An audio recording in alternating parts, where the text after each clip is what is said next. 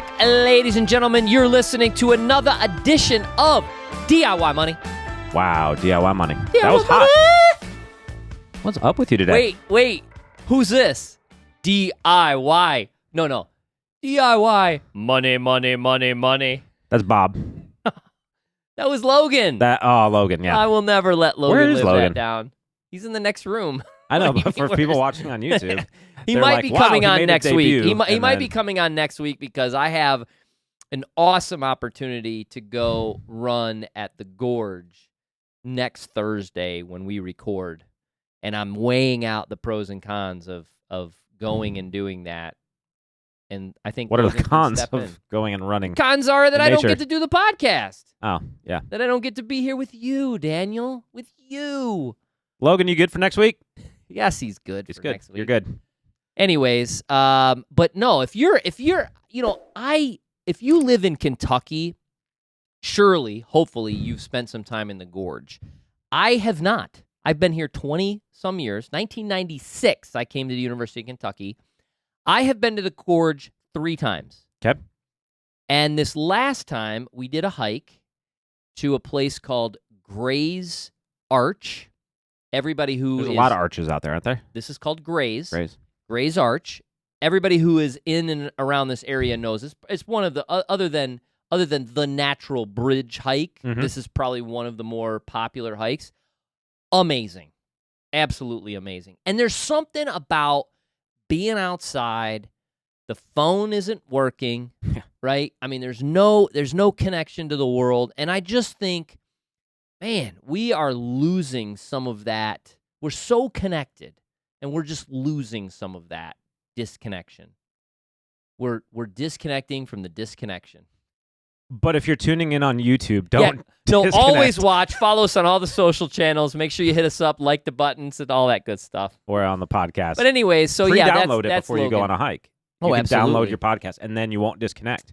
Housekeeping odds and ends. Got a fun thing coming up. We're going to try to insert some video questions into the YouTube.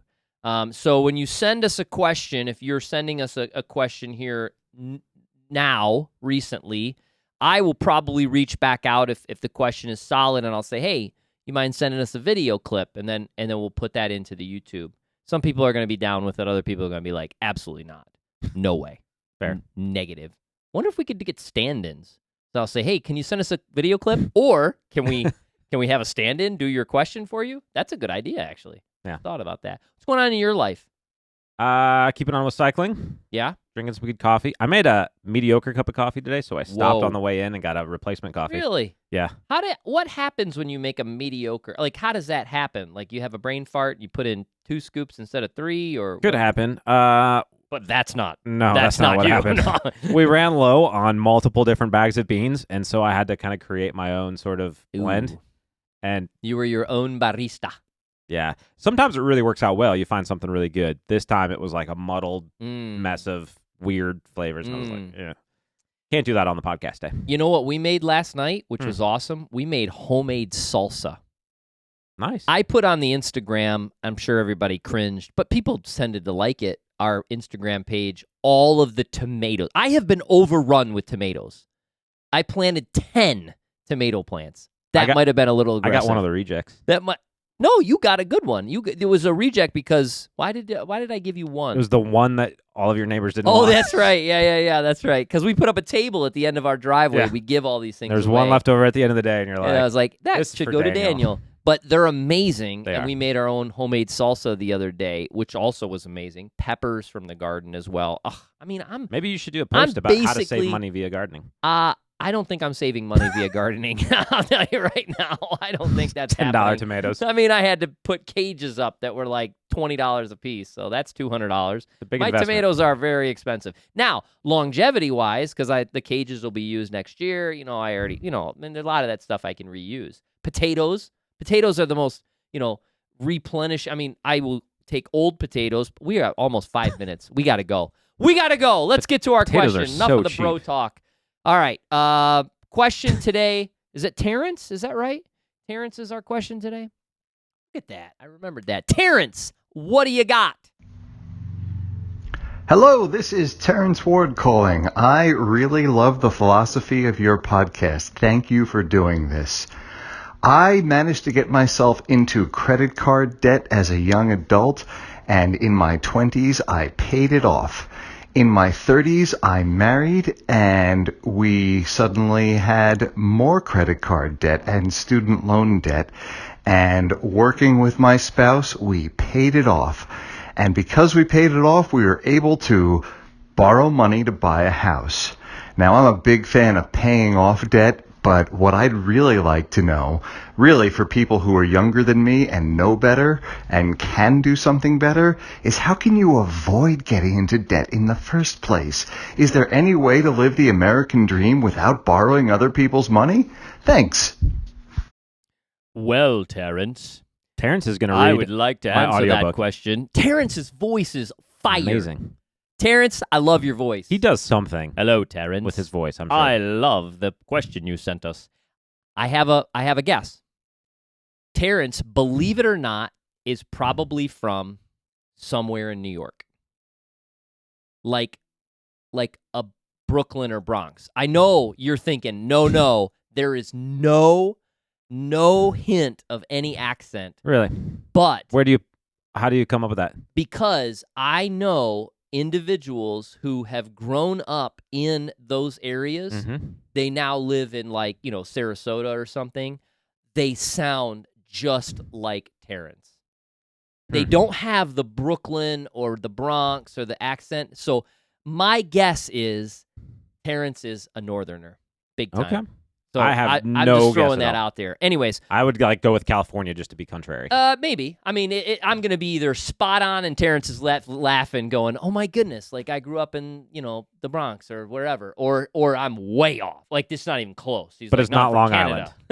No, that's a tough one to get rid of if they're from Long Island. Like Okay. Long Island, like that's a hard one. But for some reason, they get rid of the Brooklyn accent, the Bronx. That they get rid of it very quickly. I don't know. I'm throwing it out there. Let's get to the question though.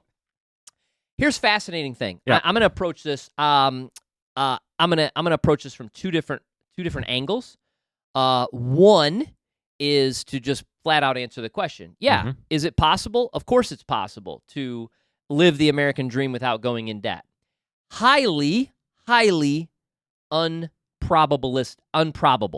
Very, very difficult. How do I know that? In the United States, we have a capital system that allows people to borrow money and trust the banks to basically not go out of business and ultimately fulfill their obligations as well as someone borrowing money at a low interest rate and actually going through the capital system to be able to borrow money to build houses, to expand businesses, to go into student loan debt, whatever it may be. There aren't many countries that are like the United States. Believe it or not, most countries in the world, they don't have this set up.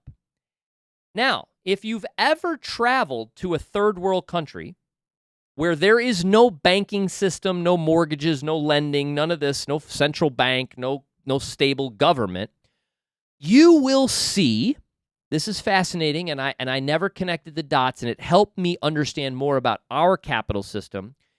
You will see a ton of houses that look unfinished and abandoned. Okay? I remember spending a considerable amount of time in Haiti over about a 10 to 12 year stretch.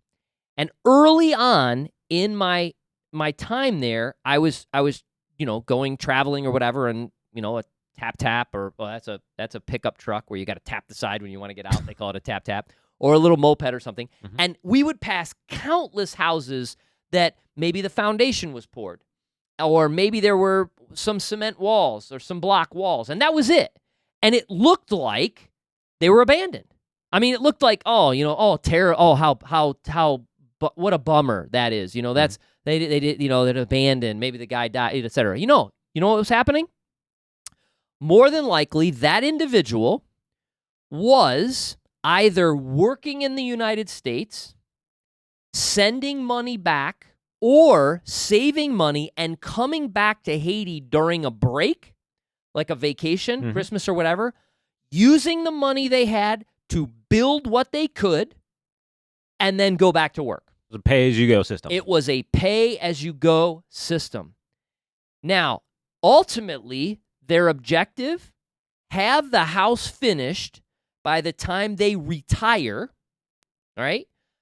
Come back to Haiti with a paid-off home, collect their American Social Security, and live like a king. And many did that. Many did that.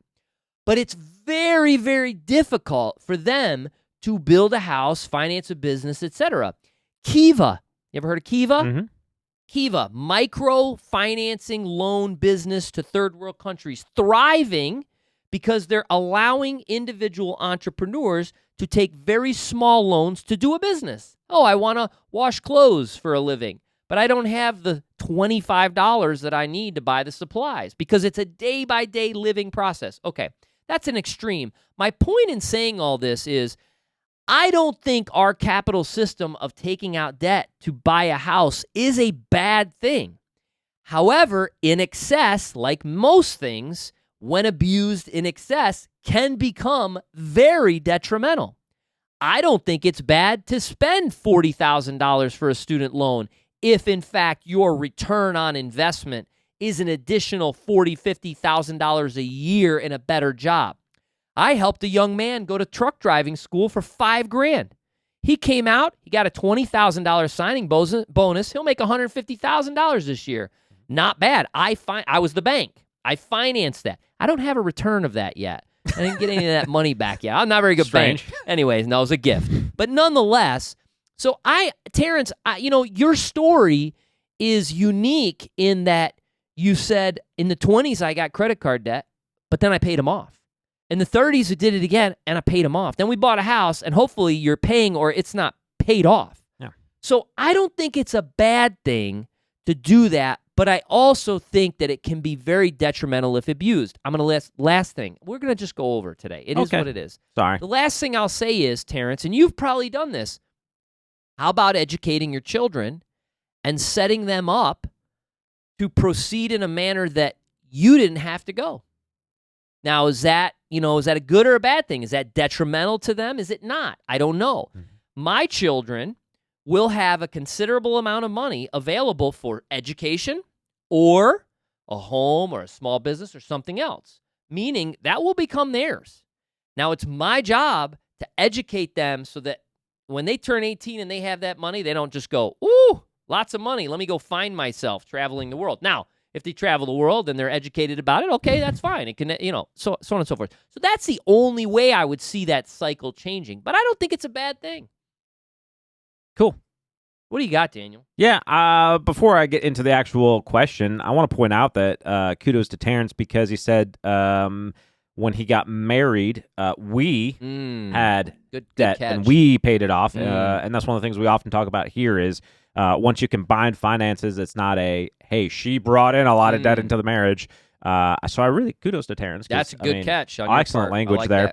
That. But pointedly, is it possible to live the American dream without debt? And I would probably just say no to that. I don't think, because that's a dream life.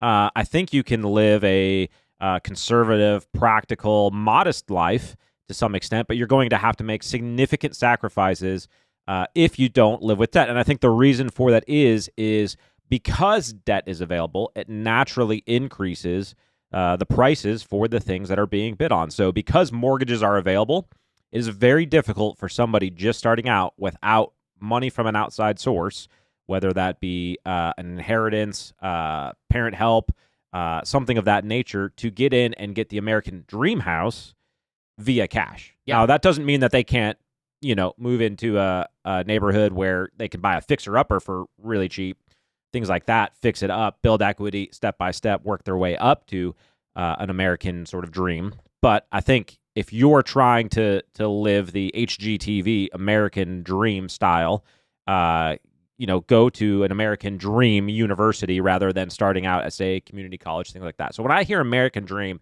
I don't hear just the American practical life of, hey, just simply having a roof over your head in a, relatively decent neighborhood. I hear, you want to have it better.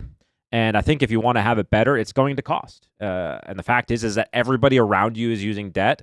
So therefore, the price of education, the price of homes, the price of cars, everything that can be financed is therefore more expensive because the people around you are using debt. So it will take some significant sacrifices if you intend to go the debt-free route. But you can get ahead of it and get to a point in your life where you no longer need to use debt. That's the idea. Exactly. It's a tool, I think. And again, I'm not, Terrence said I love the message of the show. We are all very big advocates of paying off debt. But just as you said, it's difficult to get to the dream, whatever the dream You're going to have to make sacrifices if you're going to get to that no debt mentality. I did an interview with a young man. I've been holding it back. He might think I lost it in the shuffle, but no. He showed up in America with $15 in his pocket at the age of, I think, 16 years old. He barely spoke English. He now is a very successful individual, owns his own home. It should be paid off in the next year or so, makes good money as a sanitation worker, but he's living the American dream. Now, along the way, he had to use some financing to get there, but he was responsible about it. Again, I think when used appropriately, it's one of the things that makes this country so great. But it can be abused, and it absolutely can crush people. There's no question about that. That's a great question. Man, we could spend a long time on just kind of dialoguing about that. We could. That was a lot of philosophical. I think Terrence knew that, and I think that's why he threw that out to us. It was a great question. And I don't know, maybe he thought we'd go that route, and maybe not. I have no idea. So I'd be curious of your feedback, Terrence, and I definitely want to know where you're from if I was even close to that, because I think he's a Yankee. Well, we're pretty far apart, so one of us is closer. You say California. Well, I just went the total opposite side of the country. No for worries. The sake of, all right. It was like Price is Right rules. Yeah, no worries. Like, that was good. This way, if he's in Illinois, we have to draw a map. Hey, did you ever see the documentary about the guy who used to nail the Price is Right prices? No, is it on Netflix? It's good. Yeah. It's a good one. You know what I'm talking about, Jordan? Yeah, Jordan knows what I'm talking about. It's a good one. Anyways, he knew, he did a mathematical formula to figure out basically the prices of all these items, and he absolutely crushed it. Awesome. Now we're adding Bro Talk to the end of the show. All right, friends, the secret to success is pretty simple. Either learn the rules to Price is Right, go on the show and, make $1 million, or you could live on less than you make, invest the rest, and do so for a very, very long time. Make it a great one.